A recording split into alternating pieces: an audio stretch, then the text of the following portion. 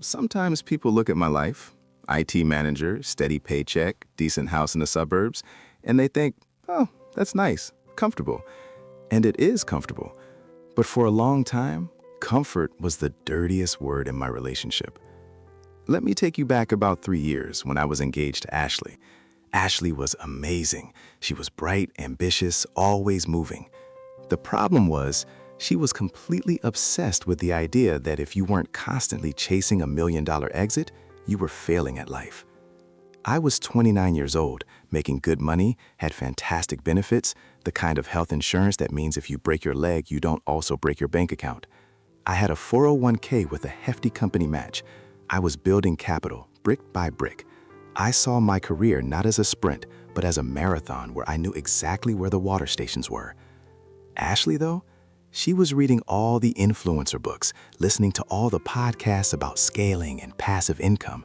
She'd look at my spreadsheets, my meticulous, beautiful spreadsheets detailing our 5-year plan for a down payment, and she'd sigh, deep and dramatic. "Mark," she'd say, usually while scrolling through Instagram pictures of people standing in front of rented sports cars, "we're settling. We're in a rut." I tried to explain, "Honey, we're not in a rut. We're stable. We can afford the wedding, we can afford the house, and if one of us gets sick, we won't lose everything. That's freedom, Ashley." She'd just shake her head. "No, Mark, that's fear. You're terrified of taking a real risk. You're trading potential millions for guaranteed mediocrity." See, I understood the appeal of the side hustle culture. I got that everyone wanted to be their own boss. But I also understood risk management. I know that for every overnight success story you hear about, there are 10,000 people who burned their savings, wrecked their credit, and ended up exactly where they started, only poorer and exhausted. I preferred the slow, steady climb. Then, Chad came along. Chad was the physical embodiment of the gig economy fever dream. He was charismatic, loud, and constantly talking about disruption. He ran a startup, a delivery service, but they called it logistics optimization for hyperlocal fulfillment. Basically, they delivered tacos and toilet paper, but they did it fast, and they did it using independent contractors who naturally carried zero liability insurance. Chad had that energy, the kind that makes you feel like if you aren't involved, you're missing the next gold rush. He drove a leased Tesla or expensive sneakers and talked a mile a minute about synergy and exiting big. Ashley was absolutely mesmerized. Chad was always at the same coffee shop where Ashley sometimes worked remotely, and soon they were talking business. Then they were talking coffee. Then they were talking about my job. I started hearing Chad's vocabulary coming out of Ashley's mouth. "Mark, why are you optimizing the internal network for a company that will never innovate? You need to pivot." I tried to be patient. I really did. I saw the signs, but I was so invested in our future. One night, we were arguing about me refusing to use my vacation time to develop an app idea she and Chad had brainstormed, an app that was, frankly, just Uber for dog walkers, but they were convinced it was revolutionary. I finally laid it out. "Ashley, I have 3 weeks of paid leave. I'm not spending it coding a speculative app. I'm using it to relax and recharge so I can continue managing a team of 15 people who rely on me and a company that guarantees our income." That's when she said it, the phrase that detonated everything. She looked at me, her eyes full of pity mixed with contempt, and she said, "Your life, Mark, is a golden cage. It looks comfortable, but you're trapped by the promise of a paycheck. You're unambitious, and I can't build a future with someone who is content to just exist." A golden cage. That hurt more than any simple insult. It suggested that everything I had worked for, the discipline, the saving, the security, was just a limitation, that my caution was a character flaw. A week later, she was gone. She moved out, claiming she needed to be in the city center to be closer to the energy of Chad's startup, which she was now officially joining as the head of community engagement, which mostly meant running their social media. I was devastated, sure. We had been planning a life together since college, but beneath the pain, there was a strange sense of clarity. I realized that our fundamental values were completely incompatible. I valued security and longevity. She valued volatility and flash. So I did what I always do when facing a crisis. I focused on the things I could control. I didn't quit my job. I didn't blow my savings on some ill-conceived venture to prove her wrong. I stayed disciplined. I went to the gym. I worked my hours. I maxed out my 401k contribution. I even started saving the money we would have spent on the wedding. My coworkers noticed. My boss, a man named Mr. Henderson, who'd been with the company for 30 years and understood the value of a solid pension, pulled me aside. He didn't offer sympathy. He offered perspective. "Mark," he said, leaning back in his chair, "the problem with chasing the next big thing is that you have to catch it, and you have to hold on to it. It's exhausting. You know what's not exhausting? Compound interest. Stay the course." And I did. I focused on my IT certifications. I got a raise, I started dating again, and I met Sarah. Sarah was an elementary school teacher.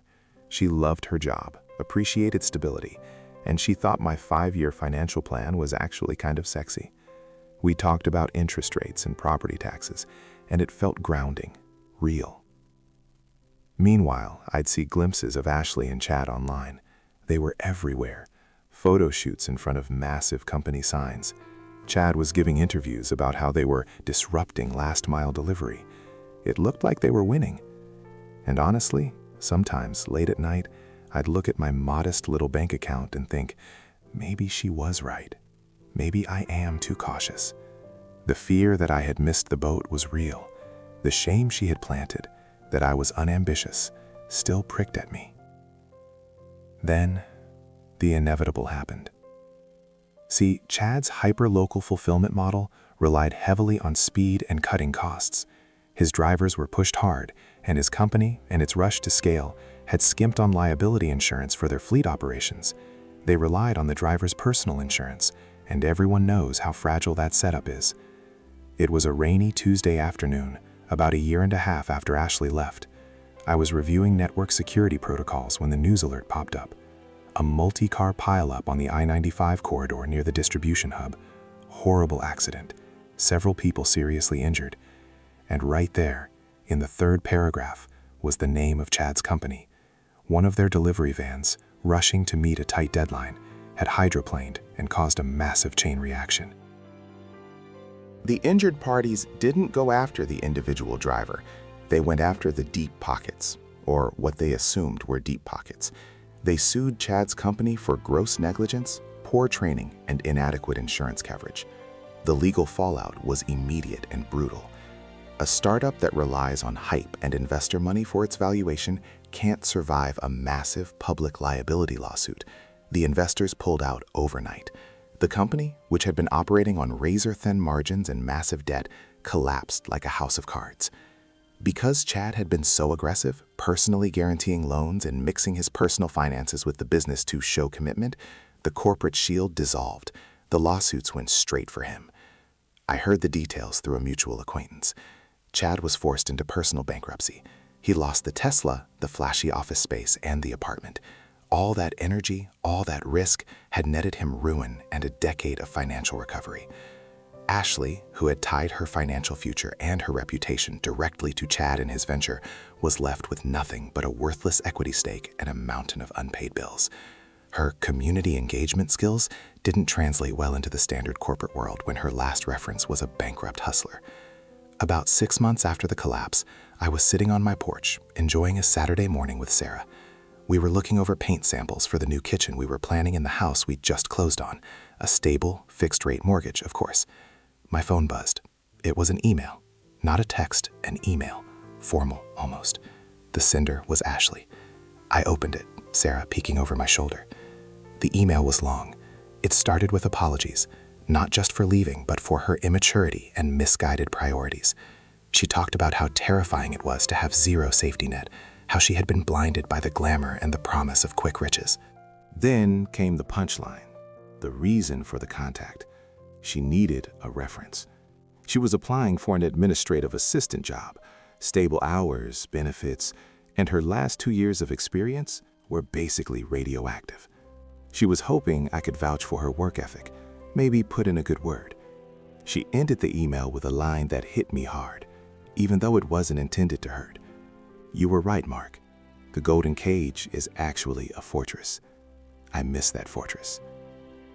I sat there for a long moment, the sun warm on my face. Sarah looked worried. "What are you going to do?" she asked softly. I looked at the email again. I could have been angry. I could have felt smug satisfaction, but I didn't. I just felt settled, peaceful. I realized that her shaming me, calling me unambitious, had been the best thing that ever happened to me, because it forced me to own my choice. My choice wasn't about fear, it was about discipline. It was about knowing the difference between calculated growth and sheer gambling. I typed a reply, keeping it professional and brief. Ashley, I appreciate you reaching out and sharing your situation. I wish you the best in your job search. However, given the circumstances of our separation and the significant lapse in time since we worked together, I don't feel I can provide a meaningful reference for your current applications. I genuinely hope things work out for you. Best, Mark. I closed the laptop. I didn't mention the house, or the raise, or Sarah. There was no need to gloat. The silence was the victory. My greatest asset wasn't my coding skills or my management experience. It was my boring, predictable discipline.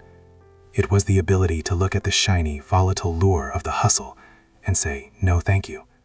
I'll take the guaranteed 6% annual return and the health insurance.